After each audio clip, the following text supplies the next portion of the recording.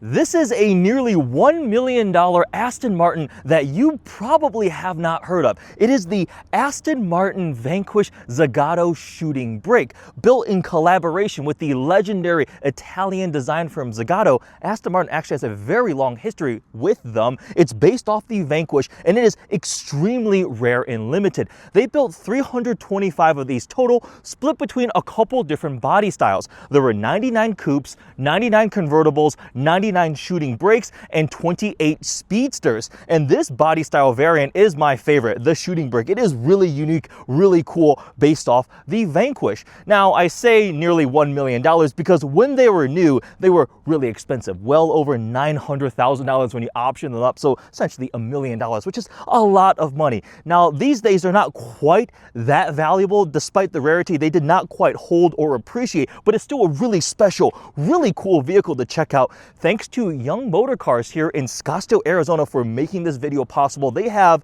a pretty crazy inventory in the showroom you walk in, and there are rare, limited, one-off, absurd vehicles there, and they have this Vanquish Zagato. Today we're going to check it out up close, some of the details, and take it for a quick drive to experience a really, really special Aston Martin.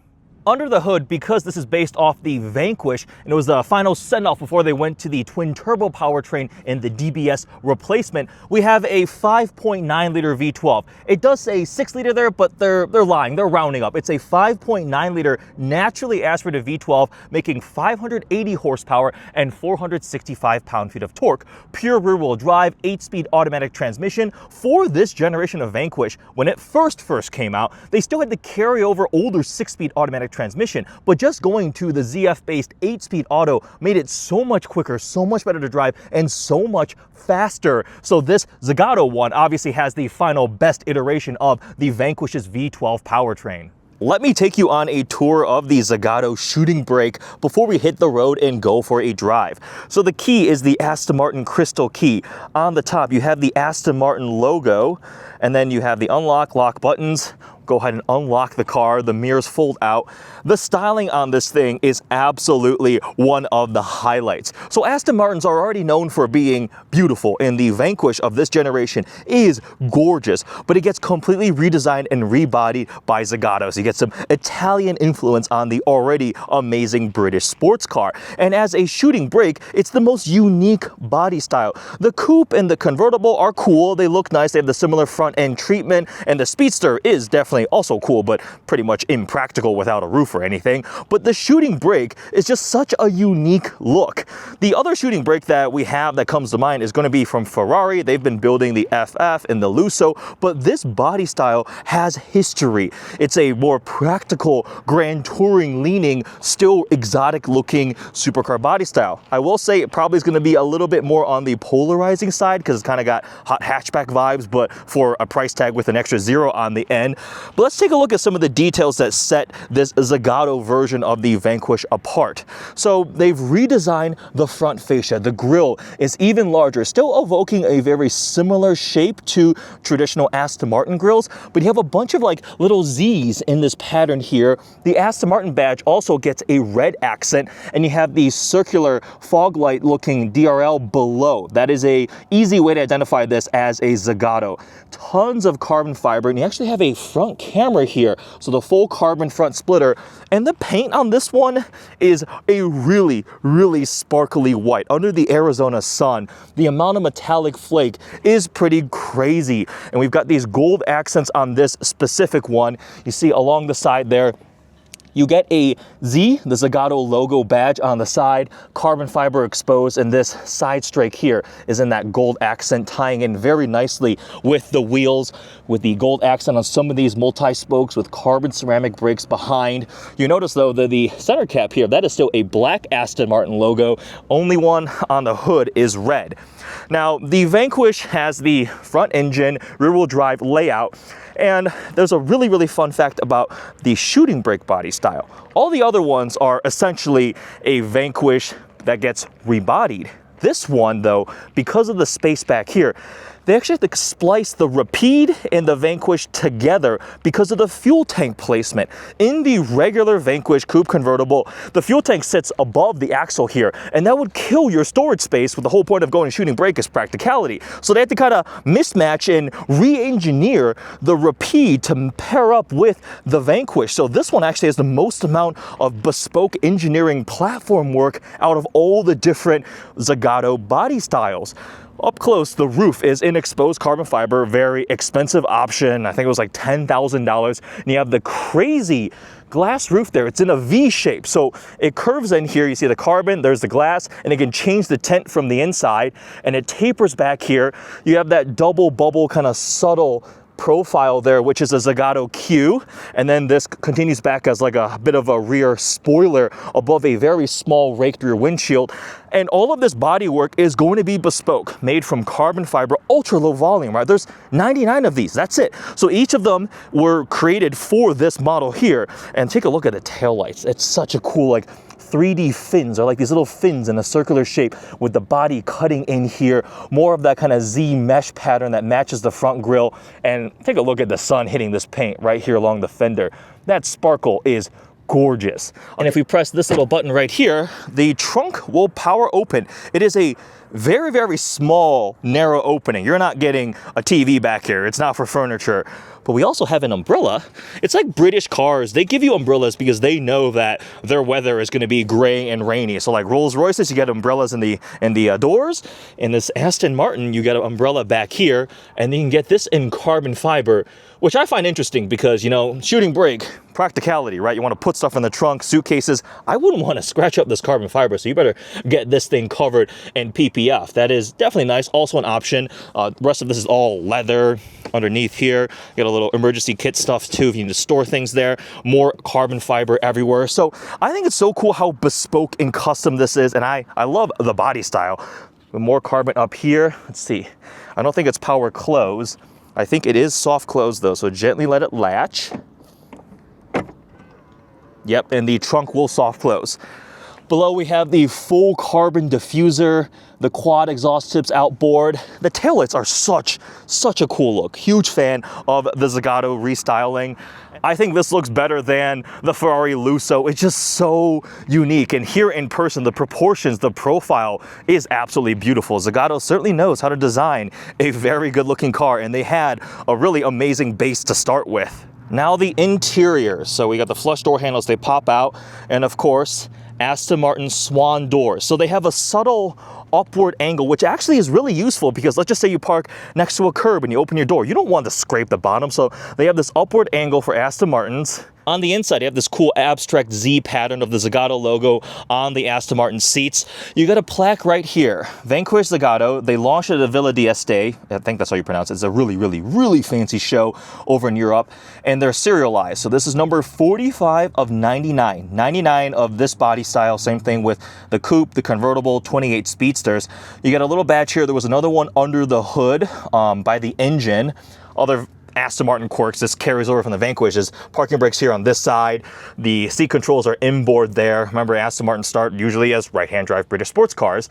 And on the inside of this one, we've got the cool gold accents matching the exterior too. So it ties in very nicely. Steering wheel is the square-ish steering wheel that actually is pulled from the 177. On the inside, a lot more is going to be Vanquish, right? They're not going to completely redesign the interior. Obviously, you have these patterns here, but also you lose your back seats. The Vanquish actually has back seats. They're not usable for people with legs or more than small children, right? But it's actually gone. So it's like both more practical because of the shooting brake trunk space, but also less practical in some ways. This is absolutely a style-based car, right? But on the inside, very typical Aston of this generation. I think we should hop in and go for a drive. All right, into the Zagato we go. You insert the key here in the middle. Oh, fire up that naturally aspirated V12, a little screen folds out. Close the door. Got my friend Cody here from Young Motor Cars. Last time we did a video together was the LFA, right? It was the LFA. So we just find ourselves in insanely epic cars in Scottsdale together. Very rare cars too. Very, very rare special cars. This time a V12. Oh, this is pretty cool. So I've driven the regular Vanquish, which this is technically based off of, even though, like I mentioned, this is spliced together with the Rapide. But out of the 4 body styles, this absolutely would be my favorite. What do you think about this thing? I agree. I love the way it looks. I just think it's like, it's something you wouldn't see, especially here in America. Like, there's not really many things like this out here. We were trying to figure out, like, I've seen people say either 11 or 13 are the 2 numbers that I heard of shooting brake Zagatos here in America. So I looked at it. I think there's only 9. 9? Yep. It went down? I think there's only 9. Maybe somebody exported one back out, but very, very rare. So you're already rare, and even more rare with the ones here. And this is like a niche within a niche, because a Zagato Vanquish is already really, really niche. And then you have the most, I guess, esoteric kind of body style version of it with the shooting brake. Now, behind the wheel here, very familiar Aston of this era. The infotainment screen, if you can call it infotainment, is hilarious. It rotates up, and it looks like a Garmin head unit from 1997, but of all weird things, it has CarPlay. Dude, I was so shocked. Like, CarPlay. Yeah, I mean, it's a usable vehicle. I guess, yeah, that's really all you need, right, to run your phone. The materials and touch points are really nice. I like the gold accents here, this cascade of carbon down the middle with all your physical controls. I love the park, reverse, neutral drive, individual buttons with the insert the crystal key with the logo. The new ones have moved away from that, right? Which I think is a little bit unfortunate, because I love pushing the key in. Yes. Although, that key's like $2,000 or something. It is an expensive key. Terrifyingly expensive. And those crystals can crack. Yes. So do not drop that key. Don't drop that key. You will be crying. A lot of physical controls. We have heated seats. We have this button here for changing the tint of the roof. You go light to dark, light to dark. It's just 2-stage, which is pretty cool technology for this era. A lot of new cars are coming out with it now. Couple downshifts. Oh, that sounds good.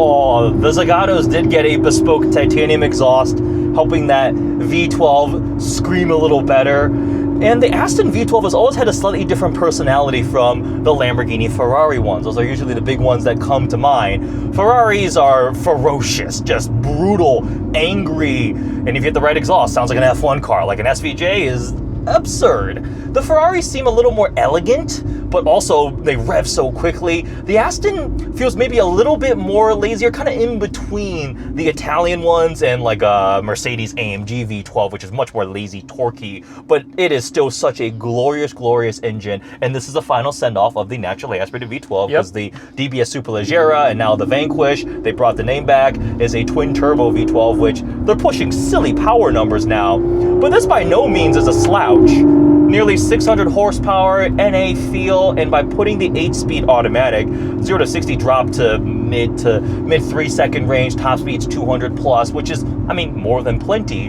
And this car brings style and substance. I mean, the downsides, the interior, yeah, a lot of stuff is definitely dated. The paddles are a little bit floppy. They are carbon fiber. The windshield wiper stalks and stuff feel like they came out of a Ford, which I think they actually might have.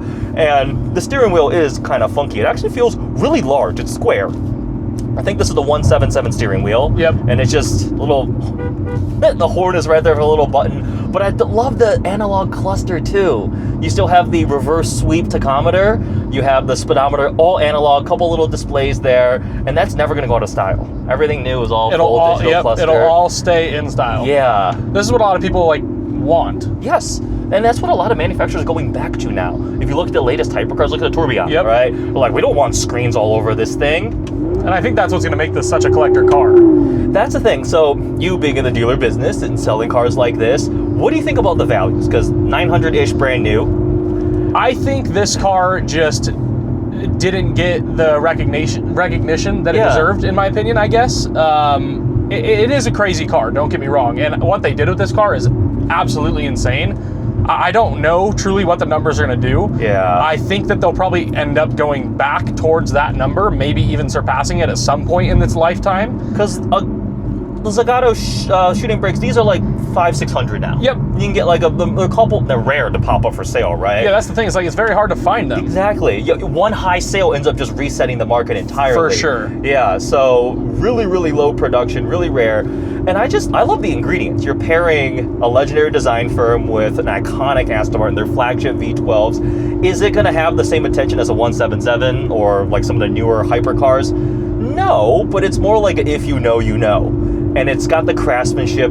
I love the fact that they went to the trouble of doing full bespoke body panels. This is truly, truly custom, like up to the level of the latest supercars, hypercars, like bespoke touches, completely new bodywork. But they also didn't stray away from the design work of the car, which is very nice. It's not redone completely. It looks like if you really took one and made it a shooting brake. Like they didn't change the car completely. Yep. And yeah, it's a weirder, unique body style. But look at, like, if we rewind decades and decades ago, like the Ferrari bread van. Yes. Like, those are so wild and kind of weird, but they have the history. So maybe in 30, 40 years when we're old and decrepit, this will be worth... Which it could. Yeah, it genuinely could. I mean, it could do it in 10 years. You don't really ever know what happens. And especially being in America, where we don't really have wagons or shooting brakes in a sense, I think this will be very, very sought after for the crowd that loves those. Yes. And I think we're starting to build a crowd because of stuff like the RS6 Avant. Yes. And so more people are starting to love this styling of vehicle. Oh, that sound. This still, to me, feels more leaning towards being a GT car. For sure. I feel like that... It's got like a resonance chamber in the back. It actually sounds amazing. Really good. This is better than a regular Vanquish of this era. And I mean, look at the carbon cross brace back there. I was saying, like, the full carbon lid for everything. It's just amazing. You better PPF that. It's already got PPF on it, so we're good. You can throw your clubs in there and you're fine. And not worry about it at all.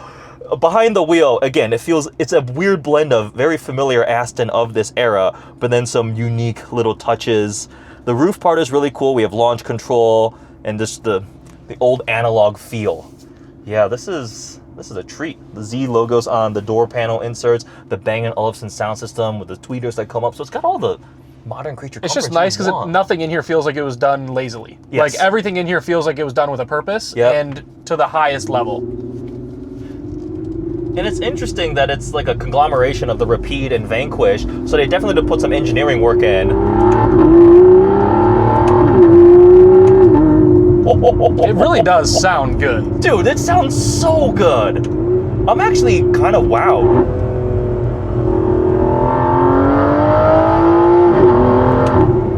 Yeah.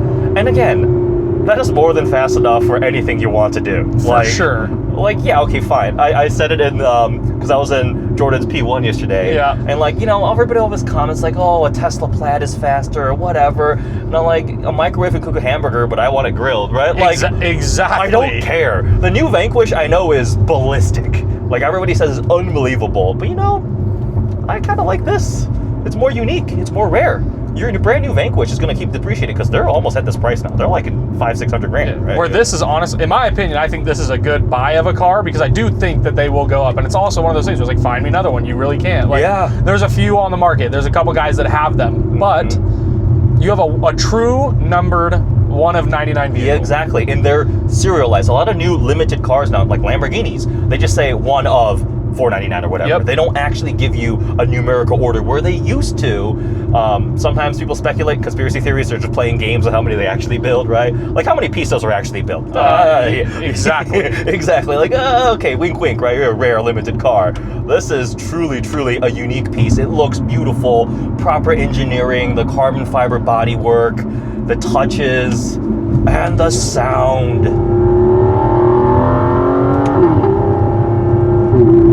That snap from the shifts. Yeah. I love the snap from the shifts. I can't afford one of these, but it makes me kind of want a Vanquish. And that's where you get to value. I love talking about value because value is very subjective, and especially when you scale up to something of this level of prestige. Like, is this 3 times better than a regular Vanquish S from this era? No, you cannot say that, but it's diminishing returns, right? And when you're in this echelon of rarity and bespoke specialness, very technical term right there, I think there is value, especially at this price point, when you think about what they were new and the potential appreciation of a unique art piece that you can drive and enjoy. It's a pretty cool car.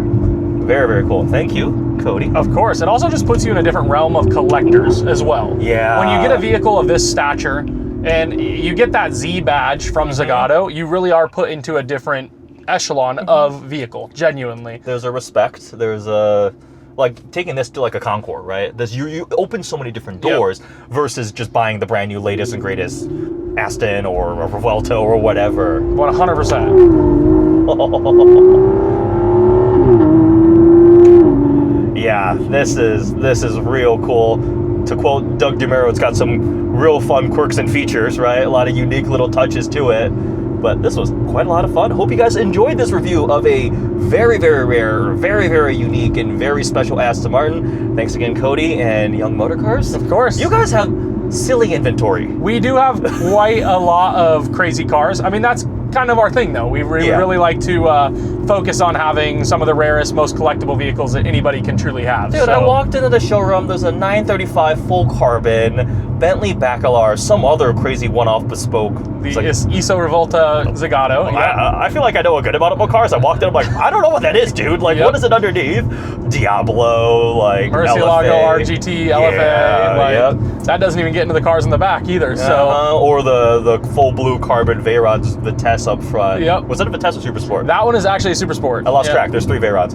Anyways, check out Young Motor Cars, and hope you guys enjoyed this video. Thanks for watching.